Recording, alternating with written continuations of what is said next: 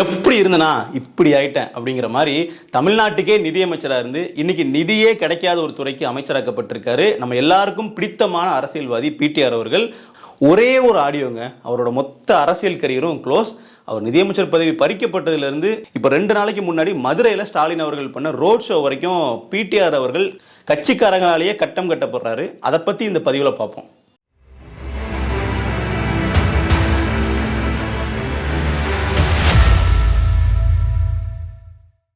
ரெண்டாயிரத்தி 21 காலகட்டம் நம்மளுடைய விடியல் ஆட்சி தமிழ்நாட்டில் மலர்ந்த வருடம். கிட்டத்தட்ட வந்து பார்த்தீங்கன்னா ஸ்டாலின் அவருடைய ஆட்சி எப்படி இருக்க போகுது அப்படின்னு தமிழகமே காத்திருந்த காலம்னு சொல்லலாம். ஏன்னா இதுக்கு முன்னாடி திமுக ஆட்சி காலத்தில் கலைஞர் தான் முதலமைச்சராக இருந்திருப்பாரு. ஸோ இப்போ தான் ஸ்டாலின் அவர்கள் வந்து முதலமைச்சர் பதவிக்கு வர்றாரு.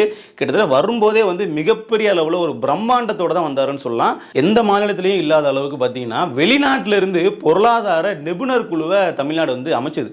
அந்த குழுவில் வந்து இடம்பெற்ற நபர்கள் வந்து யாரெல்லாம் அப்படின்னு பார்க்கும்போது நமக்கே மிரட்சியாக இருக்கும். முன்னாள் ரிசர்வ் வங்கியினுடைய கவர்னர் ரகுராம் ராஜன் அவர்கள், அப்புறம் டெஃப்லோன்னு சொல்லிட்டு ஏற்கனவே பொருளாதாரத்தில் நோபல் பரிசு பெற்ற பொருளாதார நிபுணர், இவங்களெல்லாம் வச்சு எப்படி தமிழ்நாட்டோட பொருளாதாரத்தை மேம்படுத்தலாம், எப்படி வந்து இங்கே வேலை வாய்ப்பு அதிகப்படுத்தலாம் இப்படிங்கிற மாதிரி பல திட்டங்கள்லாம் வகுத்தாங்க. பார்க்கும்போது நல்லா மிரண்டேன், என்னங்க இதெல்லாம் வெளிநாட்டில் கூட இந்த மாதிரிலாம் பண்ணுவாங்களான்னு தெரியலையே, வேற லெவலில் பண்ணுறாங்களே, ஓ இப்போ திமுகன்னா இதான் போல அப்படிங்கிற மாதிரி நானே நினச்சிக்கிட்டேன். அந்த அளவுக்கு அவரோட செயல்பாடுகள் ஆரம்ப காலகட்டத்தில் அப்பெல்லாம் காட்டினாங்க. அப்போ இன்னொரு முக்கியமான செய்தி ரொம்ப ட்ரெண்டிங்கில் போயிட்டு இருந்துச்சு.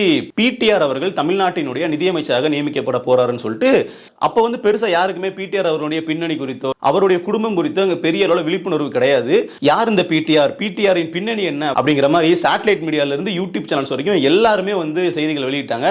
ரொம்ப ஒரு பெரிய ஒரு மாஸ் என்ட்ரி கொடுத்து உள்ள வர்றாரு நம்ம பிடிஆர் அவர்கள். திமுகவே அவரை மிகப்பெரிய அளவில் கொண்டாடுறாங்க. இப்படி ஒரு நபரை நீங்கள் இது நிதியமைச்சரை பார்த்துருக்கவே மாட்டீங்க, உலகத்தில் எங்கும் இல்லாத ஒரு நபர் அப்படிங்கிற மாதிரி பிடிஆர் வந்து ப்ரொமோட் பண்ணுறாங்க. பட் அந்த அத்தனை புகழ்ச்சிக்கும் தகுதியான நபர் தான் பிடிஆர் என்பதை நான் நம்புகிறேன் இன்றளவும். ஸோ அதுக்கப்புறமா வந்து பார்த்தீங்கன்னா நிதியமைச்சராக வர்றாரு. வந்த உடனே தடாலடியான அறிவிப்புகள்லாம் வருது.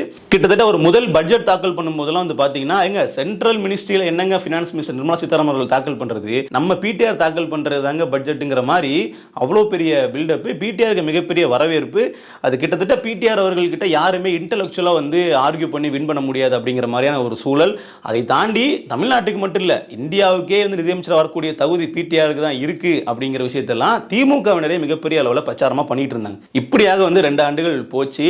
அப்புறமா என்ன ஆச்சு அப்படின்னு பார்த்தீங்கன்னா ஒரே ஒரு ஆடியோ வெளியாச்சு. அதாவது பிடிஆர் அவர்கள் வந்து ஒரு ஸ்டேட்மெண்ட் சொல்றாரு, தாத்தா கருணாநிதி காலத்தில் இருந்ததை விட அவர் பேரை மோசமாக கொள்ளையடிக்கிறாரு. கிட்டத்தட்ட சபரீசனும் உதயநிதியும் சேர்ந்து 30,000 கோடிக்கு மேல இப்பவே ஊழல் பண்ணிட்டாங்க அப்படிங்கிற ஒரு ஆடியோ ஒன்று வெளியாகுது.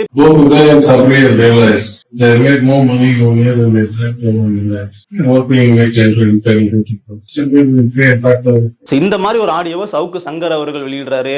பாஜகவினுடைய அப்போதைய மாநில தலைவராக இருந்த அண்ணாமலை அவர்கள் வெளியிடுறாரு. அப்படி பார்க்கும்போது என்னங்க இது பிடிஆரே இப்படி சொல்றாரு, அப்ப இது உண்மைதான் போல அப்படிங்கிற மாதிரி மக்கள் மத்தியில் ஒரு எண்ணம். அதையும் தாண்டி பிடிஆர் மேல மிகப்பெரிய மதிப்பு உருவாகுது மக்களுக்கு. என்னதான் இருந்தாலும் அவர் பாருங்க நேர்மையா இருக்காரு, அதனால தான் இப்படிலாம் அவரால் பேச முடியுதுங்கிற மாதிரி அவரோட இமேஜ் ஏறுது, கட்சியோட இமேஜ் இறங்குது. உடனே என்ன பண்ணிட்டாங்க, கொஞ்ச நாள் உருட்டி பார்த்தாங்க, இது மாதிரி இந்த ஆடியோ ஃபேக்குங்க, இந்த ஆடியோ பாருங்க, இந்த ஆடியோ வந்து டெக்னிக்கலாக பார்த்தீங்கன்னா இந்த மாதிரி ஆடியோ நம்ம வந்து ஏஐல ஜென்ரேட் பண்ணிடலாம் அப்படின்னு உருட்டி பார்த்தாங்க. ஒரு கட்டத்துக்கு மேலே இதுக்கு மேலே சரிப்பட்டு வராது, பிடிஆர் வச்சுக்கிட்ட நமக்கே ஆபத்துன்னு சொல்லி பிடிஆரினுடைய அந்த நிதித்துறையை வந்து பறிக்கிறாங்க. இனிமேல் அவர் ஃபினான்ஸ் மினிஸ்டர் கிடையாது அப்படின்னு ஆகுது. அப்புறம் என்னாச்சுன்னு பார்த்தீங்கன்னா அவருக்கு வந்து இன்னொரு மினிஸ்ட்ரியை கொடுக்குறாங்க. நீங்கள் வந்து ஐடியினுடைய மினிஸ்டராக போயிருங்க பிடிஆர் அப்படின்னு அனுப்பி வச்சிட்டாங்க. இது வந்து பார்த்தீங்கன்னா அந்த கட்டத்திலே மிகப்பெரிய விமர்சனத்துக்கு உள்ளாச்சு. ஏன்னா நீங்கள் இந்த ஆடியோ உண்மைன்னு ஒத்துக்கிறீங்களா அப்படிங்கிற ஒரு இடம் வருது இல்லைங்களா. இத்தனை நாள் அந்த ஆடியோவில் பேசுனது பிடிஆரே கிடையாதுன்னு சொல்லி விட்டுட்டு வந்தீங்க, இப்போ என்ன பண்ணுறீங்க, நீங்களே பதவி நீக்கிறீங்கன்னா அப்போ அது உண்மைதானு ஆயிடுச்சு. அந்த வகையில் பிடிஆர் தான் அந்த ஆடியோவில் பேசினாருங்கிறது உறுதிப்படுத்திட்டாங்க கட்சியை. இந்த சம்பவம் நடக்கிறதுக்கு கொஞ்ச நாள் முன்னாடியே அவரினுடைய டிஎம்கேவினுடைய ஐடி விங் தலைமை பொறுப்பும் பறிக்கப்படுது. ஆமாங்க, திமுகவுக்கு ஐடி விங் பொறுப்பாளராக இருந்தவர் நம்ம பழனிவேல் தியாகராஜன் அவர்கள் தான். அந்த பதவியும் பறித்து டிஆர்பி ராஜா அவர்களுக்கு கொடுக்குறாங்க, டிஆர் பாலுவினுடைய மகன். ஸோ அப்போ அங்கேயே வந்து பார்த்தீங்கன்னா அவர் லைட்டாக அவர் சலசலப்பு ஏற்படுது. ஏன்னா அவரோட பதவி பறிக்கப்படும் போது அவர் என்ன சொன்னார் அப்படின்னா, நான் வந்து ஃபினான்ஸ் மினிஸ்டர் இருக்கிறதுனால எனக்கு இதுக்கே டைம் சரியா இருக்குங்க, அதனால இதுக்கப்புறம் நல்லா செயல்படுவாங்க அப்படின்னு சொல்லி கொடுத்துட்டு போறாரு. அப்புறம் பார்த்தா ஃபினான்ஸ் மினிஸ்டர் பதவியும் வாங்கிட்டு ஐடி மினிஸ்டர் ஆக்கி விட்டாங்க. சரி, இப்போ அடுத்து ஐடி மினிஸ்டர் ஆனவனே தமிழ்நாட்டையே வந்து ஒரு ஐடி பூங்காவா மாற்ற போறாரு அப்படின்னு பார்த்தா இப்போ ஒரு கொஞ்ச நாளைக்கு முன்னாடி சட்டசபையில் கூடலூர் தொகுதியினுடைய எம்எல்ஏ வந்து கேட்குறாரு, எங்க பக்கத்தில் இருக்கிற மைசூர்லலாம் ஐடி பார்க்லாம் இருக்கு, என் தொகுதியிலிருந்து இளைஞர்கள் அங்கே வேலைக்கு போறாங்க, என் தொகுதியிலே வந்து ஒரு டெக் பார்க் அமைச்சு கொடுத்தீங்கன்னா இங்கேயே வந்து ஐடியில் வேலை பார்க்குறவங்க இருப்பாங்க, தொகுதிக்கும் நல்லது நம்மளுடைய தமிழ்நாட்டுக்கும் நல்லதுன்னு சொல்லி கேட்குறாரு. அதுக்கு நம்ம அப்பா உடனே பிடிஆர் பதில் சொல்லுங்க அப்படின்னு கேட்கும்போது அதுக்கு பிடிஆர் அவர்கள் வந்து ரொம்ப ஸ்ட்ராங்கா போல்டா ஒரு விஷயம் சொல்றாரு. அதுக்கு பிடிஆர் அவர்கள் வந்து என்கிட்ட நிதி கிடையாது, என்கிட்ட திறன் கிடையாது, என்கிட்ட அதிகாரம் கிடையாது, அதெல்லாம் இருக்கிற ஆள்கிட்ட போய் கேளுங்க, என் துறைக்கு நிதியே ஒதுக்குறது இல்லை அப்படின்னு ஒட்டு மொத்தமாக போட்டு உடச்சிட்டாரு. இதை கேட்டோடனே அப்பா ஒரு ஷாக் ஆகிட்டார். அப்படியே ஏங்க இதெல்லாம் இப்படி பொது வெளியில பேசுறது, இதெல்லாம் நீங்கள் முதலமைச்சர்கிட்ட பேசிட்டு சொல்லுங்க, என்ன இப்படி பேசிட்டீங்க பார்த்தீங்களா அப்படின்னு அப்பாவே பார்த்தீங்கன்னா விளவெழுத்து போயிட்டாரு அந்த கட்டத்தில். இப்போ இந்த வீடியோ வெளியாகுது, மக்கள் பார்க்குறாங்க, தெரிய வருது ஓகே பிடிஆரை பயங்கரமாக வந்து ஏதோ பண்ணி வச்சிருக்காங்க, அதனால தான் மனுஷன் இந்த மாதிரி வந்து சட்டசபையில் புலம்புற அளவுக்கு ஆளாக இருக்கான்னு சொல்லிட்டு. எனது கூடலூர் சட்டமன்ற தொகுதியில் வேலை வாய்ப்பினை உருவாக்கி தருவதற்கான எந்த நிறுவனங்களும் இல்லை. எங்கள் ஊர் இளைஞர்கள் பணி வாய்ப்பு பெறக்கூடிய வகையில் எனது கூடலூர் சட்டமன்ற தொகுதியில் ஒரு சிறு தகவல் தொழில்நுட்ப பூங்காவினை அமைத்து தருவதற்கு அரசு முன்வருமா என்பதை தங்கள் வாயிலாக அறிய விரும்புகின்றேன். பேரத்தரவர்களே, இந்த கூட்டத்தொடரிலேயே இந்த அவையில் நான் என்னுடைய துறையில் இருக்கிற சிக்கல்களை கூறியிருக்கிறேன்.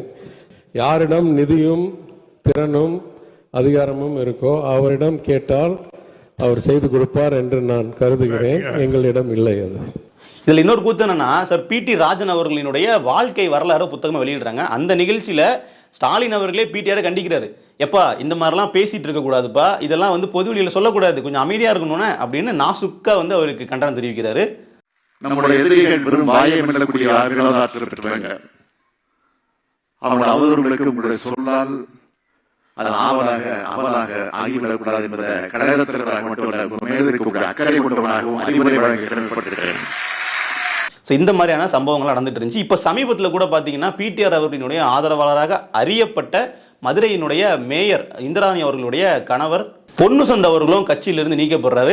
ஸோ அதற்கு வந்து பல காரணங்கள் சொல்கிறாங்க. அவர் பிடிஆருடைய ஆதரவாளர்கள் மட்டும் இல்லைங்க, பிடிஆர் கொஞ்ச நாளைக்கு முன்னாடி அவர் ஒதுக்கி வைக்க ஆரம்பிச்சிட்டாரு, அவர் வந்து அவருடைய மனைவி மேயராக இருந்து பல ஊழல்கள் பண்ணுறாங்க, அதனால் ஒதுக்கி வைக்கிறாங்க மாதிரி சொல்கிறாங்க. அதனுடைய முழு தகவல் என்னங்கிறது தெரிய வரல. இருந்தாலும் மதுரையில் பிடிஆர் அவர்கள் மிக மோசமாக கட்டம் கட்டப்படுறாங்கன்னு தெரிய வருது. காரணம் என்னன்னா, 2 ஆண்டுகளுக்கு முன்னாடியே வந்து பார்த்தீங்கன்னா திமுகவினுடைய சாதனை விளக்க கூட்டத்தில் வந்து இவர் கலந்துக்கல, இவருடைய பேரை வந்து நீக்கிட்டாங்க, அந்த கூட்டத்திலையும் கலந்து கொள்ளல மதுரையில். அப்பவுமே தெரிய வருது ஓகே பிடிஆருக்கு வந்து இதில் என்ன சாதனை பண்ணுறாங்கன்னு பேச போகிறோம்னு சொல்லி ஒதுங்கிட்டாங்க தெரியல. அப்புறம் பல கூட்டங்கள்லயுமே வந்து பிடிஆர் ஒதுக்கப்படுறது அப்படிங்கிறது ஆங்காங்கே செய்திகளா தொடர்ச்சியா வந்துகிட்டு இருக்கு.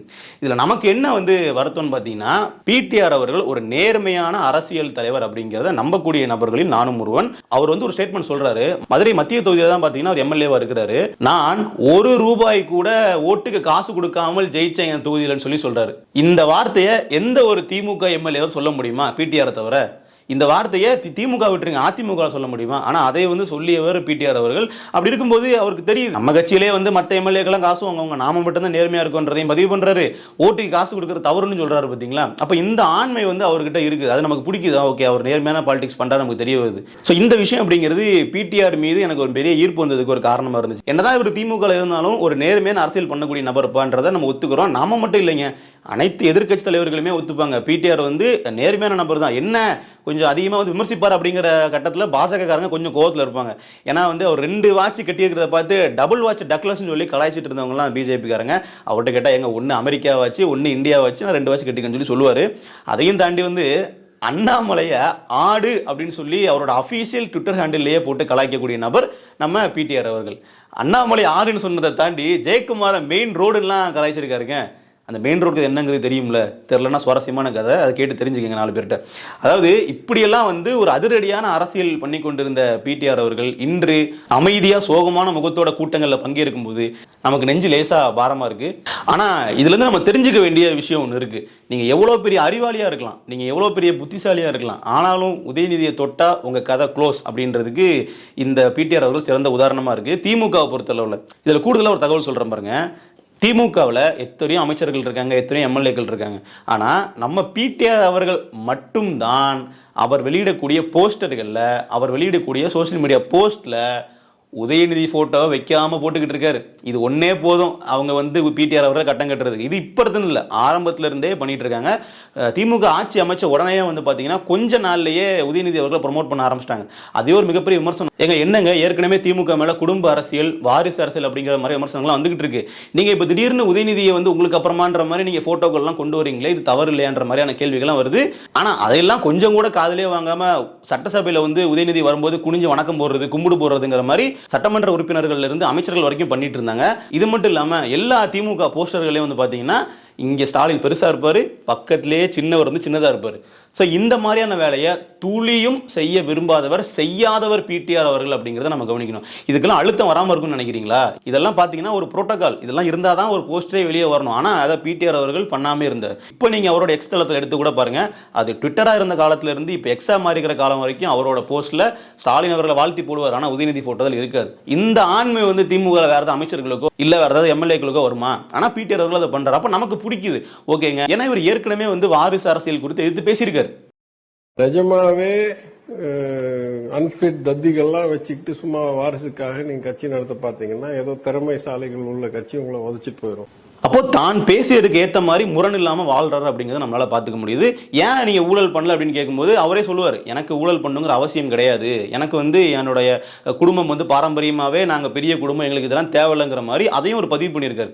அப்பப்போ நாங்கள் கொஞ்சம் ராயல் ஃபேமிலி அப்படிங்கிற மாதிரி பெருமையாக பேசுவாரே தவிர மக்கள் பணத்தை நான் கையில் எடுக்க மாட்டேன் அப்படிங்கிறது வந்து உறுதியாக சொல்லக்கூடிய நபர் வந்து பிடிஆர் அவர்கள். அதனாலேயே வந்து பார்த்தீங்கன்னா கட்சி கடந்து அவரை நமக்கு பிடிக்கும். சார், நம்ம சொல்ல வர விஷயம் அப்படிங்கிறது திமுக அப்படிங்கிற ஒரு கட்சியானது ஒரு திறமையான நபர் பிடிஆர் அப்படின்னு இவர்களே வந்து மிகப்பெரிய அளவில் மக்கள் மத்தியில் ப்ரொஜெக்ட் பண்ணிட்டு இப்போ வந்து அவரை வந்து ஓரம் கட்டி உட்கார வச்சிருக்காங்க. அப்போ இன்றைக்கு வந்து பார்த்தீங்கன்னா தொழில்துறை அமைச்சராகவும் வந்து டிஆர்பி ராஜா அவர்கள் தான் இருக்கிறாரு. இவர்கிட்ட இருந்து டிஎம்கே ஐடி விங் பதவியை வாங்கிட்டு இன்னைக்கு வந்து தமிழ்நாட்டில் ஒரு ஐடி பூங்கா வந்து வரணும் அப்படின்னா ஐடி மினிஸ்டராக இருக்கக்கூடிய பிடிஆர் நினைச்சா முடியாது, தொழில்துறை அமைச்சராக இருக்கக்கூடிய டிஆர்பி ராஜா அவர்கள் நினைச்சா தான் முடியும். பிடிஆர் போயிட்டு டிஆர்பி ராஜா கிட்ட கேட்டு இதை வைக்கணுமா, இதெல்லாம் நியாயமா அப்படிங்கிற கேள்வி வருது இல்லைங்களா? சாமானிய மக்களாக நாம பார்க்குற விஷயம் என்னவா இருக்கு அப்படின்னு பார்த்தீங்கன்னா, திமுகவானது ஒரு திறமையான நபருக்கும் தமிழ்நாட்டை முன்னேற்றணும் அப்படின்ற முனைப்பு உள்ள நபருக்கும் நீங்க வாய்ப்பு கொடுக்க மாட்டீங்க. உங்களுக்கு ஜால்ரா தட்டக்கூடிய நபராக இருக்கணும், உதயநிதி வாழ்க, சின்னவர் வாழ்கன்னு சொல்லணும். அப்படிப்பட்ட நபர்கள் தான் நீங்க வந்து உயர் பதவிகள் கொடுத்து முக்கியமான அமைச்சர் பதவிகள் கொடுக்குறீங்க அப்படிங்கிறது தெரியுது. அதற்கு பிடிஆர் அவர்கள் உடன்பட்டு வரவில்லையே என்னவோ அவர் நீங்க மிகப்பெரிய அளவில் ஓரம் பெற்றீங்க. பிடிஆர் அவர்களை இது மாதிரி பண்றத பொதுமக்கள் பார்த்துக்கிட்டு இருப்பாங்க. மதுரை மத்திய தொகுதி மக்கள் இருந்து தமிழ்நாட்டினுடைய அனைத்து தொகுதி மக்களும் பார்ப்பாங்க. இதுக்காகவே திமுகவுக்கு தக்க பதிலடி கொடுப்பாங்க அப்படிங்கிறது நம்ம எதிர்பார்ப்போம். நன்றி.